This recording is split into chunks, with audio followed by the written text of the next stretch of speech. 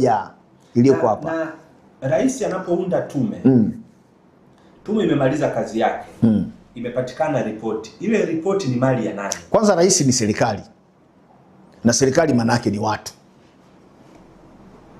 Kwa hiyo ikiundwa tume na rais, ile tume ni serikali ile. Ndio maana inatumia rasilimali zote za serikali. Mali za umma ambazo ni kodi za wananchi. Sio mali ya mtu binafsi.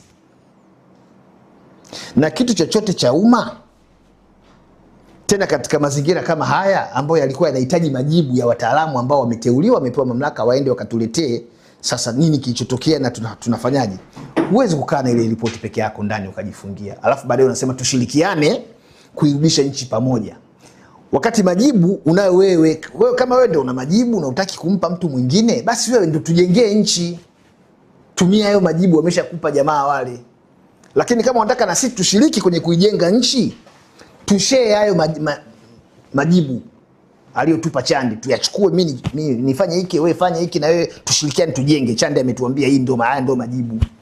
Lakini sasa majibu unayo wewe, alafu kesho unanialika mimi na bana njoo bana, tujenge nchi hii bana. Hii nchi ni uzalendo, tuijenge. Ndakuuliza mimi sana jenga, mbona mimi sina vifaa? Sina majibu, sijui naanzia wapi. Jenga mwenyewe. Ndio tafsiri yake. Kwa hiyo ni kukurukakala kweli kama unavyosema, kwa sababu mwenye majibu yuko peke yake, hataki kuyatoa. Kwenye kujenga tunaitwa wote njooni. Ndio naambia tukae maridhiano. Haiwezekani. Nimekuelewa.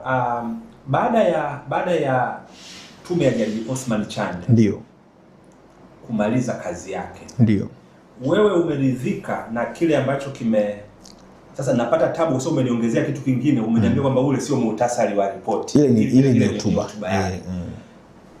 Kile ambacho alikizungumza Jaji Chande na ufanyaji wake wa kazi wewe ulitarajia ile tume ikimaliza kazi yake, ulitarajia kuona matunda yapi?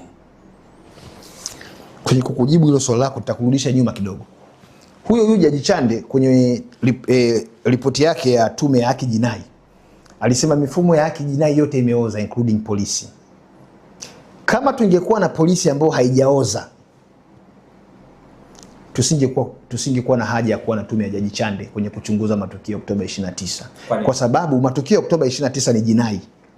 Ni matukio ya mauaji, wameua watu. Yeah. Kazi ya kuchunguza mauaji ni kazi ya kisheria waliopewa polisi.